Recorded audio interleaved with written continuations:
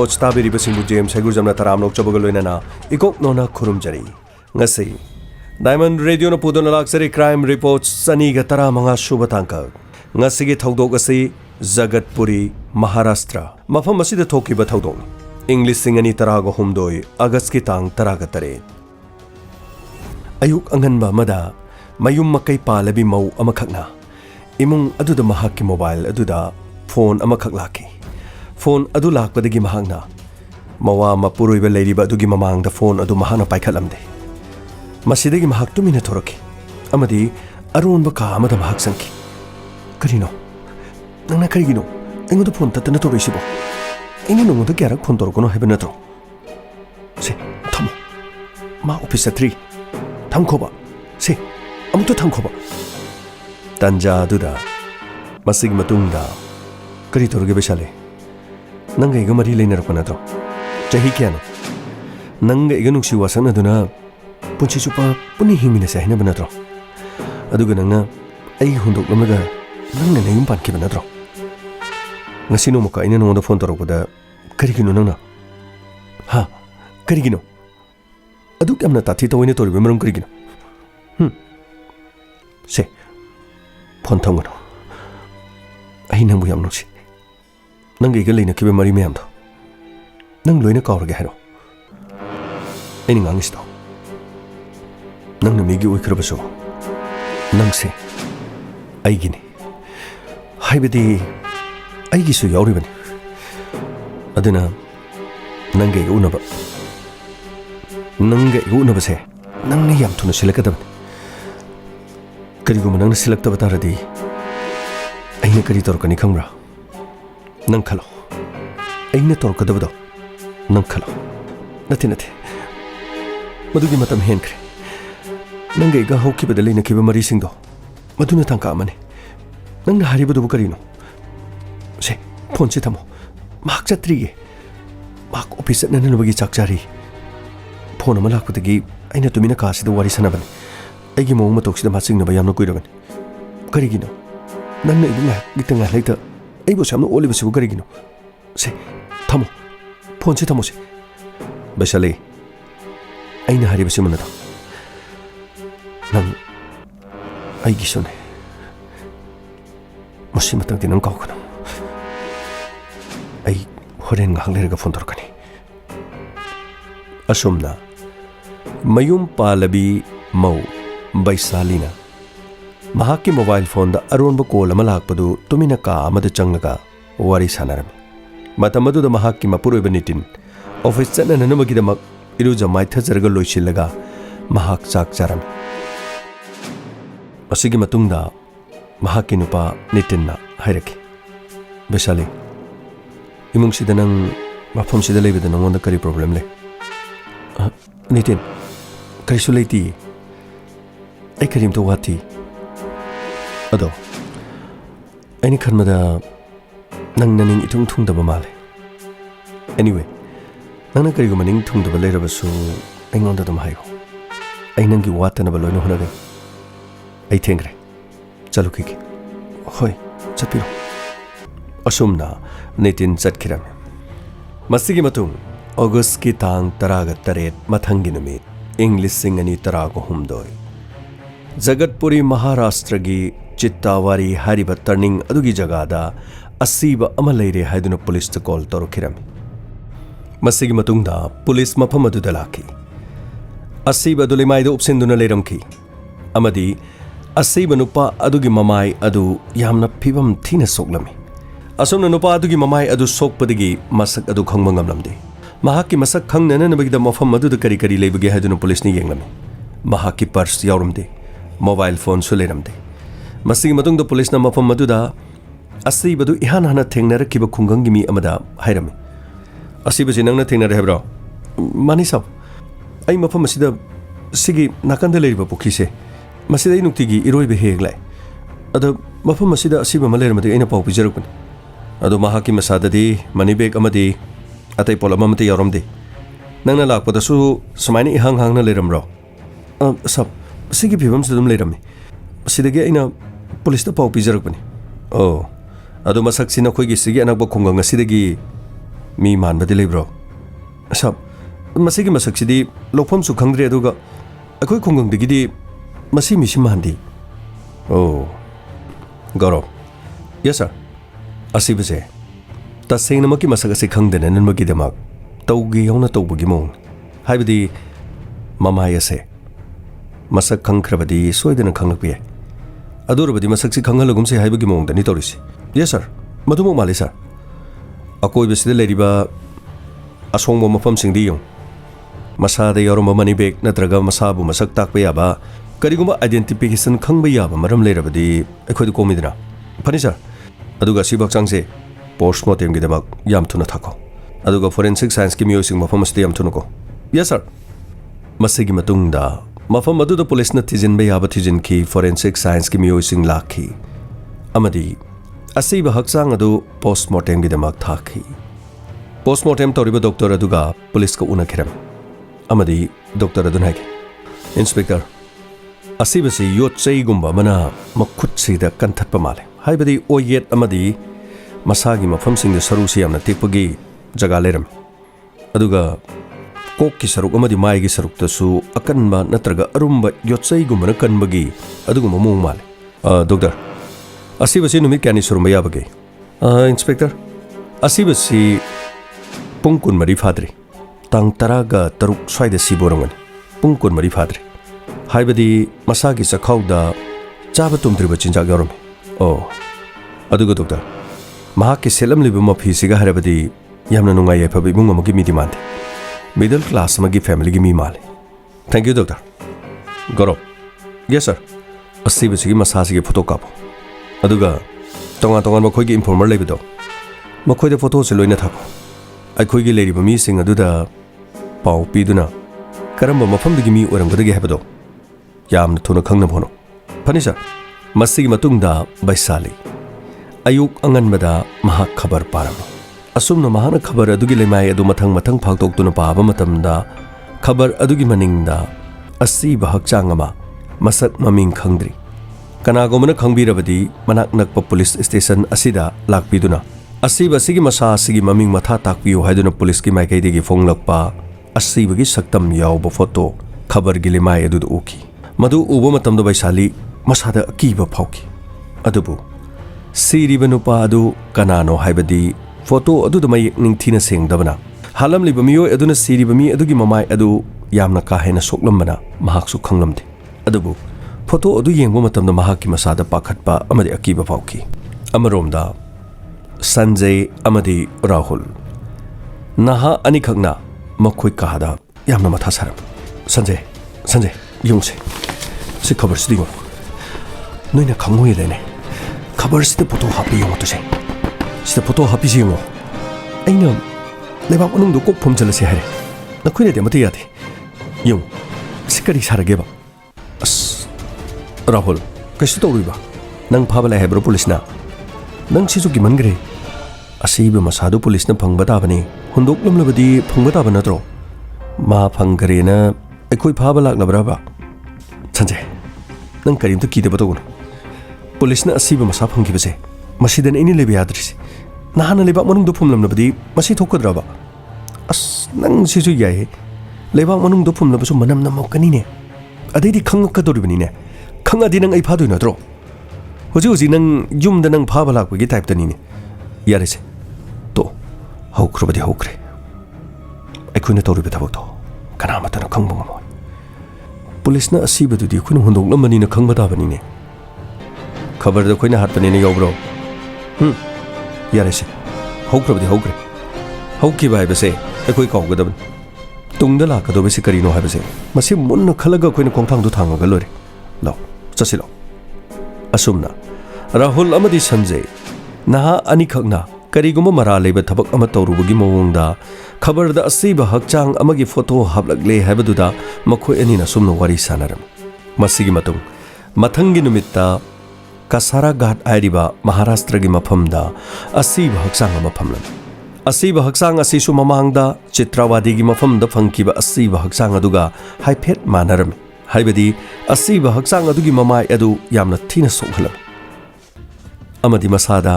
masabu masak tak chaba yaba karigum amata phangkiti masabu masak takpa yaba kariguma amata fanglamde masigi matungda mafam aduda police ningthijana kari kari masabu masak takpa yaba potchai leibagi mobile phone money bag tongan tongan ba I card na chingba leibra haiduna koithi thiram masigi matungda police amana police officer daiki sir ꯑꯩꯈꯣꯏꯒꯤ ꯉꯁꯤ ꯃꯐꯝꯁꯤꯗ ꯐꯪꯂꯤꯕ ꯁꯤꯕꯁꯦ ꯃꯁꯤꯒ ꯆꯞ ꯃꯥꯟꯅꯕ ꯑꯃ ꯁꯥꯔ ꯑꯩ ꯈꯕꯔꯗ ꯉꯔꯥꯡ ꯊꯦꯡꯅꯖꯕꯗ ꯆꯤꯇ꯭ꯔꯋꯥꯗꯤꯒꯤ ꯃꯐꯝ ꯑꯃꯗ ꯑꯁꯤꯕ ꯑꯃ ꯐꯪꯉꯤ ꯃꯗꯨꯒ ꯉꯁꯤꯒꯤꯁꯤꯒ ꯆꯥꯡ ꯆꯞ ꯃꯥꯟꯅꯩ ꯑꯣ ꯑꯗꯨꯗꯤ ꯀꯣꯜ ꯑꯝꯇ ꯇꯧ ꯑꯩꯒ ꯋꯥꯔꯤ ꯑꯝꯇ ꯁꯥꯟꯅꯒꯦ ꯐꯅꯤ ꯁꯥꯔ ꯁꯥꯔ ꯁꯤꯗ ꯂꯩꯖꯔꯦ ꯐꯣꯟ ꯍꯜꯂꯣ ꯍꯜꯂꯣ ꯍꯥꯏꯕꯤꯌꯨ ꯆꯤꯇ꯭ꯔꯋꯥꯗꯤ ꯄꯨꯂꯤꯁ ꯁ꯭ꯇꯦꯁꯟ ꯁꯥꯔ ꯑꯩ ꯀꯁꯥꯔꯥꯘꯥꯠꯀꯤ ꯄꯨꯂꯤꯁ ꯁ꯭ꯇꯦꯁꯟꯗꯒꯤ ꯇꯧꯔꯛꯄꯅꯤ ꯑꯣ ꯍꯥꯏꯕꯤꯌꯨ ꯁꯥꯔ ꯁꯥꯔ ꯍꯣꯏꯒꯤ ꯃꯐꯝ ꯑꯗꯨꯗ ꯆꯤꯇ꯭ꯔꯋꯥꯗꯤꯗ ꯅꯍꯥꯟ ꯇꯥꯡ 18ꯇ ꯐꯪꯂꯤꯕ ꯁꯤꯕ ꯍꯛꯆꯥꯡꯗꯨꯒ ꯆꯞ ꯃꯥꯟꯅꯕ ꯃꯑꯣꯡꯗ ꯀꯁꯥꯔꯥꯘꯥꯠ ꯑꯁꯤꯗꯁꯨ ꯑꯩꯈꯣꯏꯗ ꯐꯪꯉꯤ ꯀꯔꯤ ꯍꯥꯏꯕꯗꯤ ꯅꯣ ꯑꯥꯏꯗꯦꯟꯇꯤꯐꯤꯀꯦꯁꯟ ꯃꯥꯅꯤ ꯁꯥꯔ ꯑꯥꯏꯗꯦꯟꯇꯤꯐꯤꯀꯦꯁꯟ ꯀꯔꯤꯃꯠꯇ ꯂꯩꯇꯦ ꯑꯗꯨꯒ ꯃꯁꯛ ꯈꯪꯕꯒꯤ ꯃꯑꯣꯡꯗꯁꯨ ꯂꯩꯇꯦ ꯑꯣ ꯃꯥꯏ ꯒꯣꯗ ꯑꯗꯨꯒ ꯑꯩꯈꯣꯏꯒꯤ ꯆꯤꯇ꯭ꯔꯋꯥꯗꯤꯗ ꯐꯪꯂꯤꯕꯗꯨꯒ ꯆꯞ ꯃꯥꯟꯅꯔꯦꯅꯤ ꯃꯥꯅꯤ ꯁꯥꯔ ꯑꯁꯤꯕ ꯑꯅꯤꯁꯤ ꯃꯔꯝ ꯑꯃ ꯅꯠꯇ꯭ꯔꯒ ꯑꯃꯗ ꯃꯔꯤ ꯂꯩꯅꯔꯝꯒꯗ꯭ꯔꯥ ꯍꯥꯏꯕꯁꯤꯅꯤ ꯑꯦꯅꯤꯋꯦ ꯁꯥꯔ ꯑꯩꯈꯣꯏ ꯄꯣꯁꯠꯃꯣꯔꯇꯦꯝꯒꯤꯗꯃꯛ ꯑꯁꯤꯕ ꯍꯛꯆꯥꯡ ꯑꯁꯤ ꯊꯥꯖꯈ꯭ꯔꯒꯦ ꯑꯗꯨꯒ ꯄꯣꯁꯠꯃꯣꯔꯇꯦꯝꯒꯤ ꯃꯇꯨꯡꯗ ꯀꯔꯤ ꯂꯩꯕꯒꯦ ꯍꯥꯏꯕꯗꯨ ꯑꯩꯈꯣꯏ ꯄꯥꯎ ꯄꯤꯖꯔꯛꯀꯦ ꯑꯁꯨꯝꯅ ꯄꯨꯂꯤꯁ ꯑꯣꯐꯤꯁꯔ ꯑꯅꯤ ꯄꯥꯎ ꯐꯥꯎꯅꯈꯤꯔꯝꯃꯤ ꯃꯁꯤꯒꯤ ꯃꯇꯨꯡꯗ ꯄꯣꯁꯠꯃꯣꯔꯇꯦꯝ ꯇꯧꯈꯤ ꯑꯃꯗꯤ ꯄꯣꯁꯠꯃꯣꯔꯇꯦꯝ ꯇꯧꯔꯤꯕ ꯗꯣꯛꯇꯔ ꯑꯗꯨꯅ ꯄꯨꯂꯤꯁꯇ ꯍꯥꯏꯔꯛꯈꯤ ꯏꯟꯁꯄꯦꯛꯇꯔ ꯑꯁꯤꯕ ꯅꯨꯄꯥ ꯑꯁꯤꯒꯤ ꯃꯈꯨꯠꯁꯤ ꯑꯣꯏ ꯌꯦꯠ ꯁꯔꯨ ꯑꯁꯤ ꯂꯣꯏꯅ ꯇꯦꯛꯂꯝꯃꯤ ꯑꯣ ꯗꯣꯛꯇꯔ ꯑꯗꯨꯗꯤ ꯆꯤꯇ꯭ꯔꯋꯥꯗꯤꯒꯤ ꯀꯦꯁ ꯑꯗꯨꯒ ꯆꯞ ꯃꯥꯟꯅꯩꯅ ꯗꯣꯛꯇꯔ ꯃꯁꯥꯗ ꯆꯥꯕ ꯇꯨꯝꯗꯕ ꯑꯟꯗꯥꯏꯖꯦꯁꯇꯤꯚ ꯐꯨꯗ ꯆꯈꯥꯎ ꯃꯅꯨꯡꯗ ꯌꯥꯎꯕꯤꯔꯝꯕ꯭ꯔꯥ ꯌꯦꯁ ꯏꯟꯁꯄꯦꯛꯇꯔ ꯃꯗꯨꯃꯛ ꯌꯥꯎꯔꯝꯃꯤ ꯑꯗꯨꯒ ꯁꯤꯔꯤꯕꯁꯤ ꯉꯁꯤ ꯅꯣꯡꯃ ꯅꯤꯅꯤꯒꯤ ꯃꯅꯨꯡꯗ ꯑꯣꯏꯒꯗ꯭ꯔꯥ ꯃꯥꯅꯦ ꯏꯟꯁꯄꯦꯛꯇꯔ ꯑꯣ ꯑꯗꯨꯗꯤ ꯆꯤꯇ꯭ꯔꯋꯥꯗꯤꯒꯤ ꯃꯐꯝ ꯑꯗꯨꯗ ꯊꯣꯛꯂꯤꯕꯗꯨꯒ ꯆꯞ ꯃꯥꯟꯅꯔꯦ ꯏꯟꯁꯄꯦꯛꯇꯔ ꯀꯔꯤ ꯇꯧꯕꯤꯔꯦ ꯗꯣꯛꯇꯔ ꯆꯤꯇ꯭ꯔꯋꯥꯗꯤꯒꯤ ꯃꯐꯝ ꯑꯃꯗ ꯃꯐꯝ ꯑꯁꯤꯗ ꯐꯪꯂꯤꯕ ꯁꯤꯕꯁꯤꯒ ꯆꯞ ꯃꯥꯟꯅꯕ ꯑꯃ ꯑꯣꯒꯁꯀꯤ ꯇꯥꯡ 18ꯗ ꯐꯪꯉꯤ ꯃꯊꯪꯒꯤ ꯅꯣꯡꯉꯥꯟꯕꯗꯅꯤ ꯑꯩꯈꯣꯏꯅ ꯃꯐꯝ ꯑꯁꯤꯗ ꯐꯪꯂꯤꯕꯁꯤ ꯑꯗꯨꯒ ꯑꯁꯤꯕ ꯍꯛꯆꯥꯡ ꯐꯪꯂꯤꯕꯁꯤꯒꯤ ꯃꯑꯣꯡ ꯃꯇꯧꯁꯤ ꯆꯞ ꯃꯥꯟꯅꯩ ꯃꯁꯤ ꯑꯩꯈꯣꯏꯅ ꯊꯤꯖꯤꯟꯕ ꯃꯇꯝꯗ ꯁꯣꯏꯗꯅ ꯑꯅꯤꯃꯛꯁꯤꯒꯤ ꯃꯔꯤ ꯑꯩꯈꯣꯏꯅ ꯈꯟꯕꯗ ꯑꯁꯤꯕ ꯑꯅꯤꯁꯤ ꯃꯔꯤ ꯂꯩꯅꯔꯝꯒꯗꯕ ꯃꯥꯜꯂꯤ ꯑꯦꯅꯤꯋꯦ ꯊꯦꯡꯛ ꯌꯨ ꯗꯣꯛꯇꯔ ꯑꯩꯈꯣꯏ ꯆꯠꯆꯔꯨꯈꯤꯒꯦ ꯑꯃꯔꯣꯝꯗ ꯕꯩꯁꯥꯂꯤ ꯏꯃꯨꯡ ꯑꯗꯨꯗ ꯃꯍꯥꯛ ꯎꯪꯗꯨꯅ ꯂꯩꯔꯝꯃꯤ ꯕꯩꯁꯥꯂꯤꯅ ꯀꯔꯤꯒꯤꯗꯃꯛ ꯎꯪꯂꯤꯕ ꯃꯍꯥꯛꯅ ꯀꯔꯤꯕꯨ ꯈꯪꯂꯤꯕ ꯁꯤꯔꯤꯕ ꯑꯅꯤ ꯑꯁꯤꯅ ꯀꯅꯥ ꯀꯅꯥ ꯑꯃꯔꯣꯝꯗ ꯄꯨꯂꯤꯁꯅ ꯐꯣꯇꯣ ꯆꯥꯏꯊꯣꯛꯂꯝꯃꯤ ꯌꯥꯝꯅ ꯀꯨꯞꯅ ꯊꯤꯒꯠꯂꯝꯃꯤ ꯏꯟꯐꯣꯔꯃꯔ ꯀꯌꯥꯗ ꯊꯤꯍꯟꯈꯤ ꯃꯃꯥꯏ ꯐꯤꯕꯝ ꯊꯤꯅ ꯁꯣꯛꯄꯅ ꯐꯣꯇꯣꯁꯤꯡ ꯑꯗꯨ ꯎꯕ ꯃꯇꯝꯗ ꯃꯤꯑꯣꯏ ꯑꯃꯠꯇ ꯃꯁꯛ ꯈꯪꯉꯤ ꯍꯥꯏꯕ ꯋꯥꯐꯝ ꯍꯥꯏꯔꯛꯈꯤꯗꯦ ꯑꯗꯨꯕꯨ ꯄꯨꯂꯤꯁꯅ ꯑꯁꯤꯕ ꯑꯁꯤ ꯑꯃꯅ ꯍꯤꯟꯗꯨ ꯑꯃꯅ ꯃꯨꯁꯂꯤꯝ ꯑꯣꯏꯔꯝꯒꯗ꯭ꯔꯥ ꯍꯥꯏꯗꯨꯅ ꯆꯤꯡꯅꯕꯗꯤ ꯂꯩꯈꯤ ꯑꯗꯨꯕꯨ ꯀꯔꯤꯒꯨꯝꯕ ꯂꯪꯂꯥ ꯂꯪꯖꯤꯟ ꯑꯃꯠꯇ ꯈꯪꯂꯝꯗꯦ ꯃꯁꯤꯒꯤ ꯃꯇꯨꯡꯗ ꯄꯨꯂꯤꯁ ꯑꯣꯐꯤꯁꯔ ꯑꯃꯅ ꯍꯥꯏꯈꯤ ꯒꯧꯔꯦ ꯑꯩꯅ ꯈꯟꯕꯗ ꯁꯤꯕ ꯑꯅꯤꯁꯤ ꯁꯣꯏꯗꯅꯃꯛꯀꯤ ꯃꯔꯤ ꯂꯩꯅꯔꯝꯒꯗꯕ ꯃꯥꯜꯂꯤ ꯃꯈꯣꯏ ꯑꯅꯤ ꯅꯍꯥ ꯉꯥꯛꯇ ꯑꯣꯏꯅꯁꯨ ꯇꯧꯏ ꯃꯈꯣꯏ ꯑꯅꯤ ꯃꯔꯨꯞ ꯑꯣꯏꯔꯝꯕꯁꯨ ꯌꯥꯏ ꯅꯠꯇ꯭ꯔꯒ ꯉꯁꯤ ꯐꯥꯎꯕꯗ ꯃꯈꯣꯏꯒꯤ ꯃꯤꯁꯤꯡ ꯔꯤꯄꯣꯔꯠ ꯑꯃꯠꯇ ꯑꯩꯈꯣꯏꯒꯤ ꯃꯐꯝ ꯑꯁꯤꯗ ꯂꯥꯛꯇꯕꯁꯦ ꯃꯁꯤꯅ ꯑꯩꯅ ꯉꯛꯂꯤꯕꯁꯦ ꯁꯥꯔ ꯃꯈꯣꯏꯁꯦ ꯑꯇꯣꯞꯄ ꯁ꯭ꯇꯦꯠꯇꯒꯤ ꯂꯥꯛꯂꯒ ꯃꯐꯝ ꯑꯁꯤꯗ ꯀꯣꯏꯕ ꯂꯥꯛꯄꯗꯒꯤ ꯈꯨꯗꯣꯡꯊꯤꯕꯁꯤ ꯊꯣꯛꯈꯤꯕ ꯖꯥꯠꯂꯥ ꯃꯗꯨꯃꯛꯁꯨ ꯃꯥꯜꯂꯤ ꯑꯗꯨꯕꯨ ꯑꯩꯈꯣꯏꯅ ꯍꯦꯛꯇ ꯍꯥꯏꯕꯗꯤ ꯉꯝꯗꯦ ꯈ꯭ꯋꯥꯏꯗꯒꯤ ꯉꯛꯂꯤꯕꯗꯤ ꯃꯐꯝ ꯑꯁꯤꯗ ꯁꯤꯒꯨꯝꯕ ꯑꯁꯤꯕ ꯑꯃ ꯂꯩꯔꯦ ꯍꯥꯏꯔꯒ ꯃꯐꯝ ꯑꯁꯤꯗ ꯀꯔꯤꯒꯨꯝꯕ ꯃꯤꯁꯤꯡ ꯔꯤꯄꯣꯔꯠ ꯑꯃꯠꯇ ꯂꯩꯇꯕꯁꯤꯅꯤ ꯃꯁꯤꯗꯅꯤ ꯑꯩꯈꯣꯏꯅ ꯆꯤꯡꯅꯔꯤꯁꯦ ꯑꯇꯣꯞꯄ ꯁ꯭ꯇꯦꯠꯇꯒꯤ ꯃꯈꯣꯏꯕꯨ ꯄꯨꯔꯛꯂꯒ ꯃꯐꯝ ꯑꯁꯤꯗ ꯊꯑꯣꯏꯅꯃꯛꯀꯤ ꯍꯥꯠꯂꯤꯕ꯭ꯔꯥ ꯍꯥꯏꯕꯁꯤꯅꯤ ꯑꯗꯨꯕꯨ ꯌꯦꯡꯕ ꯇꯥꯕꯅꯤ ꯃꯣꯕꯥꯏꯜ ꯂꯩꯔꯝꯗꯦ ꯅꯍꯥ ꯑꯃꯅ ꯍꯧꯖꯤꯛꯀꯤ ꯃꯇꯝꯗ ꯃꯣꯕꯥꯏꯜ ꯄꯥꯏꯗꯕ ꯍꯥꯏꯕꯁꯦ ꯑꯣꯏꯕ ꯌꯥꯕ ꯅꯠꯇꯦ ꯑꯗꯨꯒ ꯃꯈꯣꯏꯕꯨ ꯃꯁꯛ ꯇꯥꯛꯅꯅꯕꯒꯤ ꯀꯔꯤꯒꯨꯝꯕ ꯄꯣꯠꯂꯝ ꯑꯃꯠꯇ ꯐꯪꯈꯤꯗꯦ ꯑꯗꯨꯒ ꯐꯨꯔꯤꯠ ꯈꯣꯡꯒ꯭ꯔꯥꯎ ꯑꯁꯦ ꯔꯦꯗꯤꯃꯦꯗ ꯃꯤꯗꯜ ꯀ꯭ꯂꯥꯁ ꯐꯦꯃꯤꯂꯤꯗ ꯍꯤꯡꯕ ꯃꯤ ꯉꯥꯛꯇ ꯃꯥꯜꯂꯤ ꯑꯗꯨꯅ ꯃꯈꯣꯏꯒꯤ ꯐꯨꯔꯤꯠ ꯈꯣꯡꯒ꯭ꯔꯥꯎ ꯑꯁꯦ ꯔꯦꯗꯤꯃꯦꯗ ꯅꯠꯇꯕꯅꯤꯅ ꯀꯔꯝꯕ ꯃꯐꯝꯗ ꯇꯨꯕꯒꯦ ꯍꯥꯏꯕꯁꯦ ꯑꯩꯈꯣꯏ ꯃꯨꯟꯅ ꯊꯤꯕ ꯇꯥꯏ ꯑꯃꯨꯛꯇ ꯆꯦꯛ ꯇꯧꯁꯤꯜꯂꯣ ꯂꯥꯛꯑꯣ ꯐꯅꯤ ꯁꯥꯔ ꯁꯤꯅ ꯐꯨꯔꯤꯠꯇꯨꯅꯤ ꯑꯗꯨꯒ ꯐꯨꯔꯤꯠꯁꯤꯒꯤ ꯀꯣꯂꯔꯁꯤ ꯌꯦꯁ ꯁꯥꯔ ꯁꯤꯒꯤ ꯄꯦꯟꯠꯁꯦ ꯈꯣꯡꯒ꯭ꯔꯥꯎꯁꯤ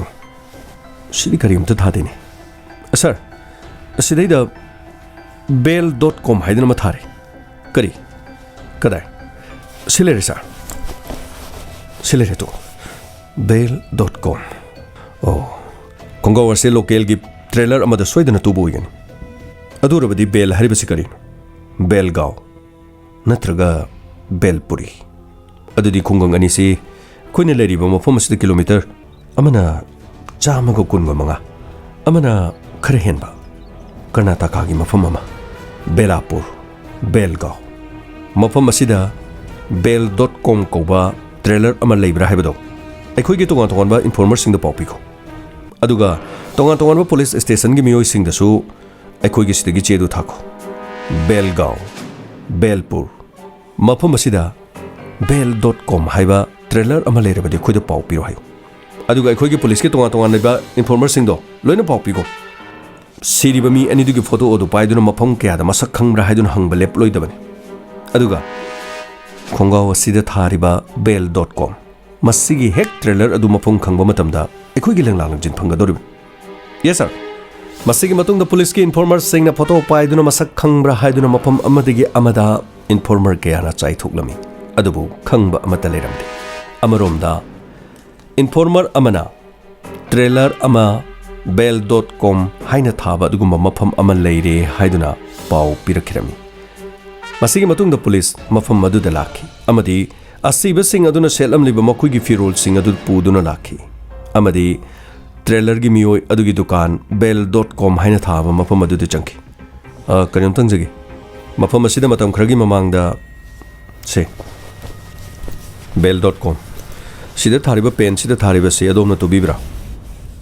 stickers de egini aiste tuba soiduna oirongani adu masi yanglaga Masida Kongaw to keep me do Haibung Godro. Inspector. Upon Masida de Miam Lapanina, Amadi, I know Mafoma Masida Carbato, Stiam Quidi. Adobu, Karamba Sahida Amadi, Karamanumita Mafoma Stamila, Kahabadi, Ediluin sings of Wongamzero.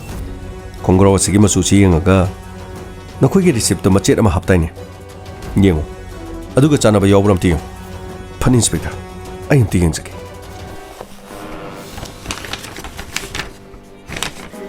Asomna trailer gi miyoi aduna mahaki receipt adu mathang hangdok tuni yenglam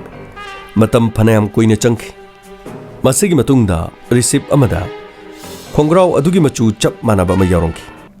trailer gi miyoi singna makoi de khongraw phurit tubala ku matamda makoi gi receipt ta turi bami adugi khongraw natraga phurit adugi phi mache ama receipt adu de stapler no phajanduna thamba haibase trailer gi dukan singi chanabi aman asumna Kongraw machu aduga chap manaba aduguma receipt amanba mafanki maduda Prakash Gaure haiduna tharamki adubu Prakash Gaure haina tharam labasu address ti yawramde amamba phaklang ama thugaiduna lambi ama thibada phaklang adubu thugairega lambi ama uki adubu lambi adudi pummam lambi adu uramde asumna haibiye Prakash Gaure kaubami ama khakhang labasu mahakki address khangdabana police na thiba ngamlamde masigi matungda Police na koi thiki numit kayani changki police ki informer amana nakul hariba mafam aduda Prakash Gaure kauba miyoi ama larik tambagi da hostel da lekhi haiba pau phangki amadi imung manung aduda mama mapa unarami amadi police ki informer ama mafam aduda changki sir kenong tangjigi kari haige songi chanupa Prakash Gaure kauba malay bibiro lay kari dore Howju Mahak Kadai Delegi Mangalore de engineering Toduna Final last year Tamne Aduganang Kana Kariginogi Chanapa Hangibo Karito Yorge Karisudoge Sum Hangbanida Kari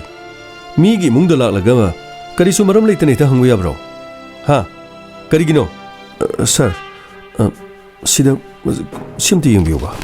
I Haibungam Jaduna Togjabani Simti Yumbiwa Maharashtra gi Chitrapura da asiba mukak phangi adu sigi photo se simti yumbiu masina khoi gi nacha Prakash man brimbiu karino nang na harisi karino mi gi mungda changlakga asiba haksang mage photo puruglaga nangi nacha man ri yengo su karino ha nang police kawro mafam asida police kawro sir orobi gano ai police ki informer ni please amuta saukino Nakoigi Nachaduni Haibagi Wadinati. Ado Nakoigi Nachado Mangalore the Labor Badi, Mungo the Kola Mutobio. Mark Pon by Bram Timbio. Pirate Labadi Paredena. चिंगनबसी लोइना कोए वरौगनो sir नंगना मी मयुमदा चंगलगा अखोइदा ताकलिबनिनि मथोंग मरम खंगदब photo खर पुरुलगा अखोइगे थमोइ सोंथन ननबगिदमक अखोइगे इचा चाथोखरे हादुना अखोइबु वहन ननबगिदमकता नंगना मफम सिदा लारगा मीगी मुंगदा चंगगा नंगना गुंदा थोरी नत्रो नते नते sir यामना लाना लोबिगनो phone दो मुखत तोबियो अदोनो phone तोबिनिंद्रगना अदोंगी नचागी phone number दो अखोइदा मुतो पिबिरो अखोइ नखोइगी नचादो सोइदनबकी थीरगा पुजरखी असुमना informer की वारी दु ताबदा प्रकाश गौरी की मपाना मचानुपा प्रकाश ता फोन तौरमी अदुबु फोन अदु स्विच ऑफ लेरमी मसीगी मतुंग ममा मपा पाखलमी अमदी इन्फॉर्मर दुन हाइकी सर अखोई पुलिस की इन्फॉर्मर नि अखोइना हाइबो वासे अमुक्ता ताबियो अदोंगी इचाना हिंगलंबा तारबदी यामना फबो वानी अदुबु चिंगनबसी लेबिना अदोमदा हंगबा लाक्चबनी फरे हौजिक्ति प्रकाश गौरी की नंबर दो खुद पीबीहु माबो खुने सोइदना थीगनी अदुगा सर हॉस्टेल अदुदा लेरिबदु महाक मथंदा लेबिरा अदुगा कना कना लेमिनबगे नंगना मफम असिदा लालगा अखोइदा तमलिबो वासे अखोइगी थमोइसे तनिक तनिकनी अदुबु अैगी सानुपादु वाजित बेग कौबा मगा पुन्ना लेमिनबने महाक्ति मफम असिदगी नथे नोमिनगर हारिबा मफम अदुदगिनी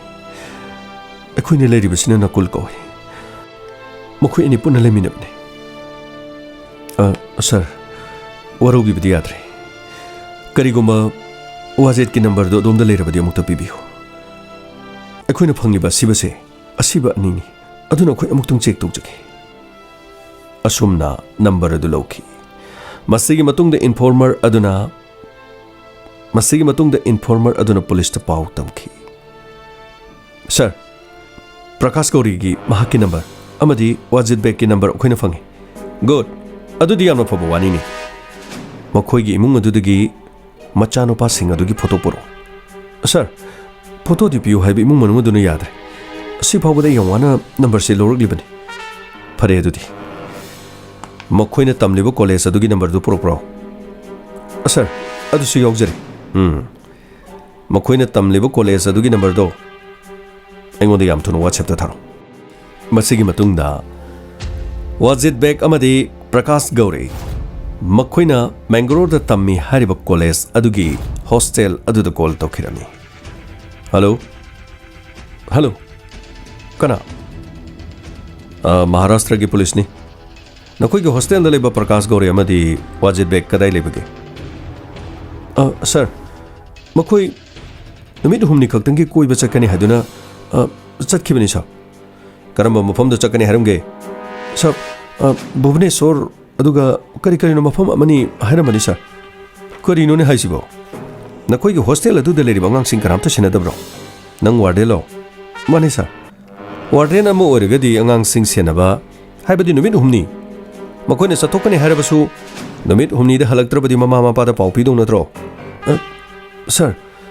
मफम असिदी हॉस्टेल ने हाइबगी वानी अंगांग मक्सु नत्रबनीना पूरा होटल की टाइप तनी मखोइने लेरिसे अदु फतनुंगदा थोलबदी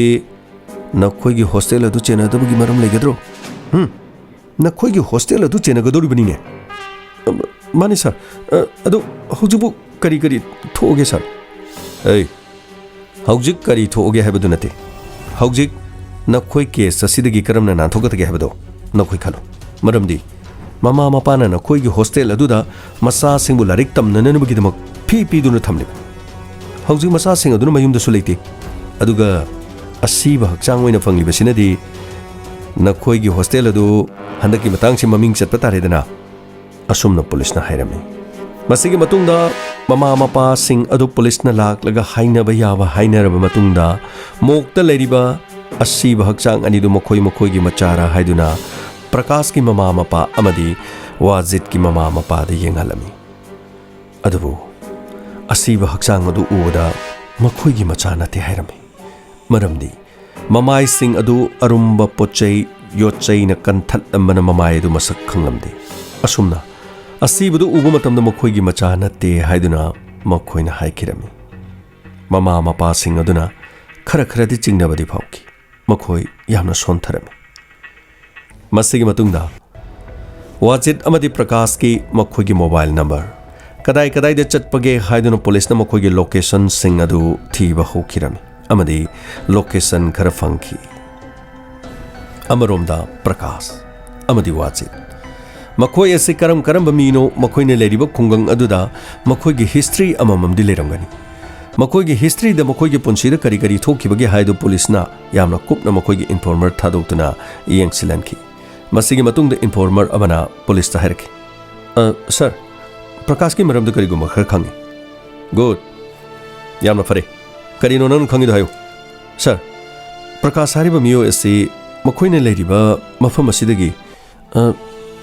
Baisali kauba nupi ama yamna nungsinarami adubu Baisali haribase Chitrapur hariba mafam aduda mayum panki aduga mayum pandringegi matamda Prakash ka yamna nangna koiba chatminaba makhoi yam koina nungsinarappa nupi amani aduga Baisali hariba nupi asina Chitrapur da mayum palibase mahakki mapuruibana Nitin koi yamna fare aikoina location yengbada so mafam khara khangi madudi Chitrapur hariba mafam asida makoina location oi Karnataka dagi matau karamna Chitrapur Maharashtra da makoi lakadoribana aduga Baisali amadi Nitin haribado makhoigi number adu ekoi yam thuna phangna honagadab phani sir ekoi honajarke sir pare yamna thuna Chitrapur da leriba Nitin amadi Baisali makhoini gi number do yam thuna khangna honagadab Chitrapur da leriba Nitin amadi Baisali hariba nupi asigi number koi thi ki amadi makhoigi number adu cross connection Prakash ka leinabra haiduni yengki amadi mari su leinaramki Prakash amadi Baisali pakhang leisabi oringeda mari leinarakpa amadi Baisali na atopa Nitin kauba amaga Chitrapur da luhongduna leikiba haibasi police na phanglakiba history adudi yawba wari maramasina makoi ahungi call connection sing adu police na yamna kupna yengsilaba matungda police na Baisali amadi Nitin mayum da laklaga police na fakirami amadi custody da porki Nitin Baisali sige che ani samtiyo sina nangi call records aduga si Baisali si nangi call records aduga sige photographs sing siyo CCTV footage da nakhoi mi taru haibadi Baisali Nitin Prakash Wajit loinana Sanjay amadi Rahul nakhoi taru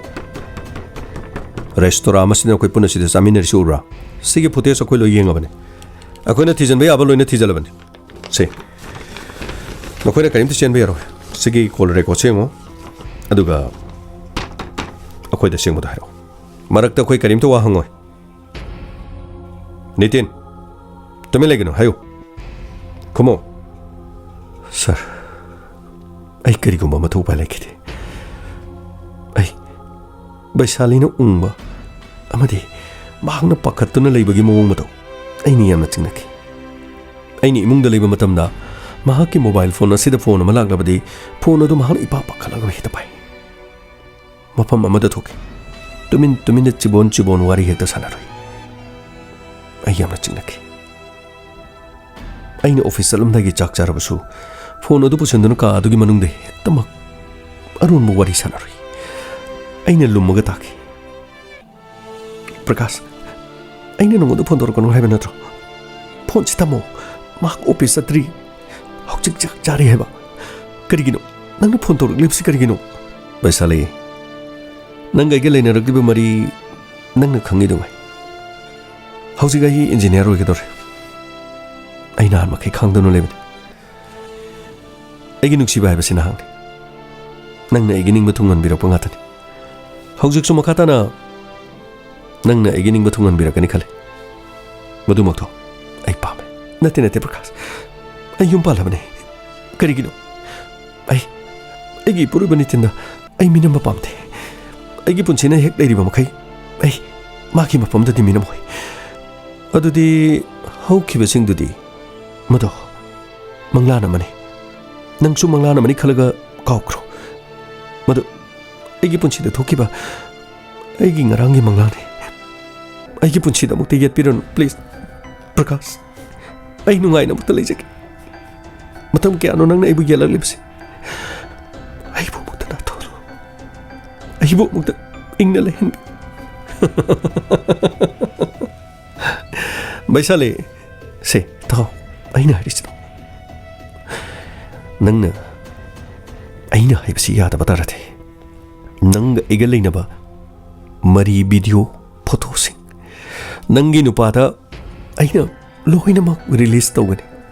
Haibadi, film ama release tao gum, nang igalay na riba mari sing ado, nangi na puro ibada inuuhan gani. Aduna, aina haiba, mapam, hotel ado da nang lakataban. Aduga, aigi imanaba masu yorokani. Aigi imanaba to. Aigi yam na lunati na bani. Aina nangondagi, aigi aning bapamba tunglaba matungda. Aigi imanaba to. Makisu, aning bapamba nang natungan gada bani. Nati, Prakash, madu ingam loy.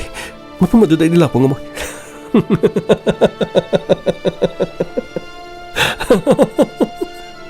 Baisale,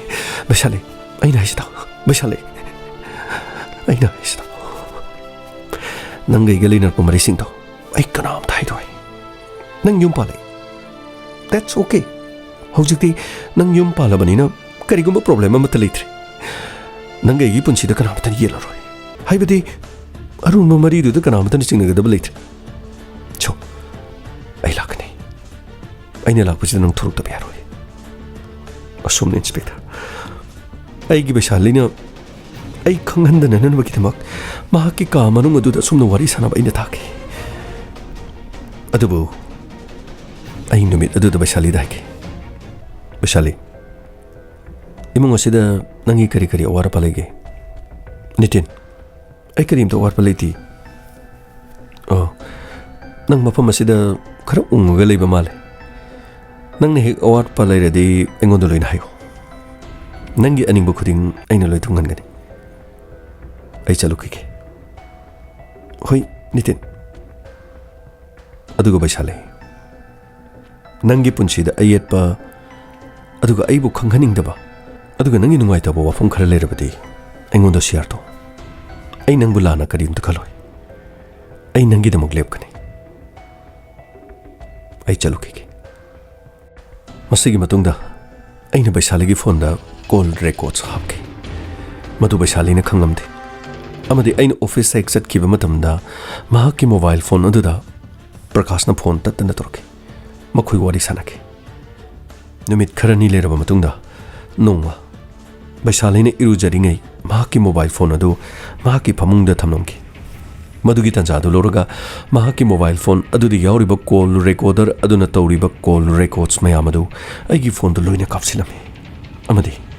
aina lamahang amadu thoktuna Baisale amadi Prakash ka sanariba wari sing adu aina amatta chithadana pung kaya changna aina lamahang adu dataki adu inspector Baisale na aigi iphamda minam ningdaba mahaki haukiba mahaki punsigi wari punamak kauthoknaga lemhoriba punsido aigi damakta leplagani khanduna mahakna machindagi khomdorok liba wafam sing aduda aina Baisale gi mafamda chingna balaiti adubo ꯑꯩꯈꯣꯏꯒꯤ ꯄꯨꯟꯁꯤ ꯑꯁꯤꯗ ꯌꯦꯠꯂꯤꯕꯁꯤꯗꯤ ꯄ꯭ꯔꯀꯥꯁꯅꯤ ꯍꯥꯏꯕ ꯈꯪꯈꯤ ꯃꯁꯤꯒꯤ ꯃꯇꯨꯡꯗ ꯑꯌꯨꯛ ꯑꯃ ꯑꯩꯅ Baisaleꯗ ꯍꯥꯏꯈꯤ Baisale ꯅꯪꯅ ꯐꯣꯟꯗ ꯋꯥꯔꯤ ꯁꯥꯟꯅꯔꯤꯕꯁꯤꯡꯗꯣ ꯑꯩ ꯂꯣꯏꯅ ꯈꯪꯉꯤ ꯑꯩ ꯅꯪꯕꯨ ꯋꯥꯔꯧꯗꯦ ꯅꯪ ꯁꯥꯎꯒꯅꯨ ꯅꯪꯒꯤ ꯐꯣꯟꯗ ꯑꯩꯅ ꯀꯣꯜ ꯔꯦꯀꯣꯔꯗ ꯍꯥꯞꯄꯦ ꯅꯪ ꯑꯃꯗꯤ ꯄ꯭ꯔꯀꯥꯁꯀ ꯁꯥꯟꯅꯕ ꯋꯥꯔꯤ ꯄꯨꯝꯅꯃꯛ ꯑꯩ ꯂꯣꯏꯅ ꯇꯥꯔꯦ ꯍꯧꯈꯤꯕ ꯄꯨꯝꯅꯃꯛꯇꯣ ꯍꯧꯈ꯭ꯔꯁꯅꯨ ꯑꯩ ꯀꯔꯤꯒꯨꯝꯕ ꯑꯃꯇ ꯈꯟꯗꯦ adubu lemhoriba nangi egi pikliba ichasiga amadi nanga egi punsi asigi manglomda chatkadaba yamna wali aduna mafam masida Prakashna lake habado nangna lau hainako karino haridu banitin aina mato koramna kogodoribino nati nangna sumna hayo mafam masida egi nupaga khangno egi nupaga khangnarabadi nanga ega aronba maridu chathaba matamda karimta chingnaroi mahak mafam asida lau hayo aduga aina mabu wari khara sagani aina wari saduna aina monda haijagani nang amadi aigi punsida mahakna yelibedo ai makhong paiduna haijake soidana buki mahakna su yarakani please mak lau hainako asumna inspector aina Baisale da hailaga mafam asida mamana baduga koki madudagi akoi restaurant amada chamin thaminaki asigi matungda Baisali yumda thamanki loinana car amada Sanjay Rahul ai Wazid amadi Prakash ekoi car amada makoi ani bu thin balaki lamhang amada gari du khamki masigi matungda ani gari du ki kumtharalaga Prakash pu kokthoki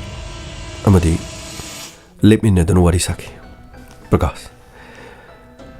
nang amadi Baisali ga leina ba marido haukrabadi haukre haujikti Baisali amadi egi punsida nang amoni get piran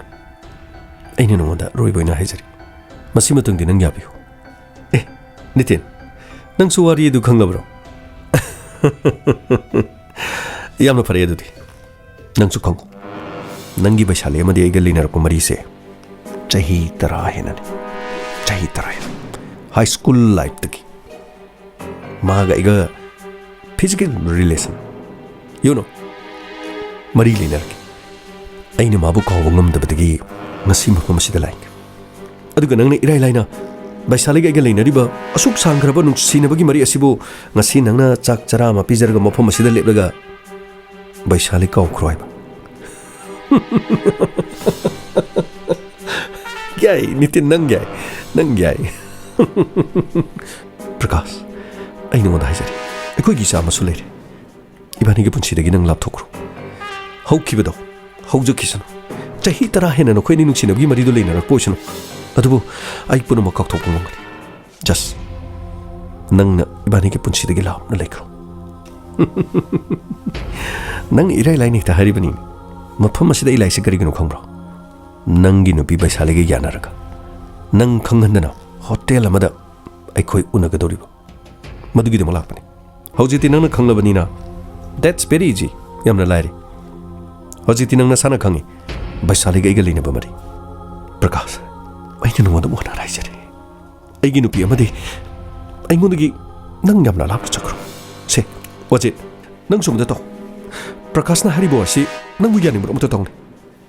na koi wari du dai mu yoro hairo se Nitin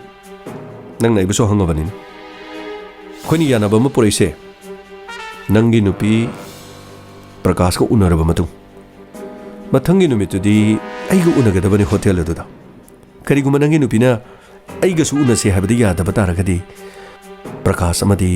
nangi nupi Baisali makoi enigi namkiba photo amadi video mayamdo nangonda loina mag release tawgadoribani anyway haujikti nang su khangabani na khoina laiba si maram nang khangamagani atudi nakoi ni aina ibasi yatre pare atudi pare Rahul krai yochi du piro krai thado ibu thado thado ibu thado ibu thado Rahul 파져 먹고 파져 Sanjay 파져 이부 타도 저 와지기 먹고 파져 저 와지기 먹고 파져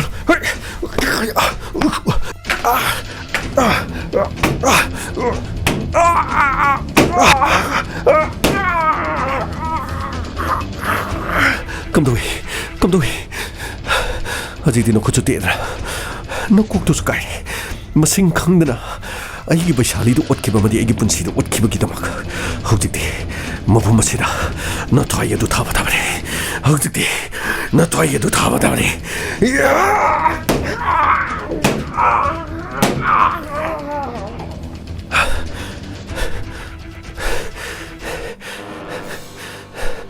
Nitin amasidi kamay toksige